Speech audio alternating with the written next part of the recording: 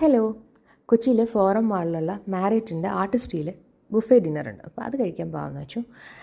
അനിയൻ്റെ കൂടെയാണ് പോയത്. അവൻ നേരത്തെയും പോയിട്ടുണ്ട്, അപ്പോൾ അവനറിയാം. അങ്ങനെ ആർട്ടിസ്റ്റിയിലെത്തി. ഡിന്നറിന് ബുഫേയിൽ നിറയെ ഡിഷസ് ഉണ്ടായിരുന്നു.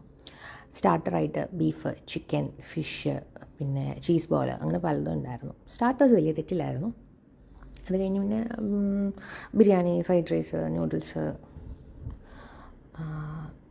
പലതരം ബട്ടർ ചിക്കൻ, ചിക്കൻ കറി, അങ്ങനെ പലതും ഉണ്ടായിരുന്നു. പക്ഷേ ഞാൻ പനീർ,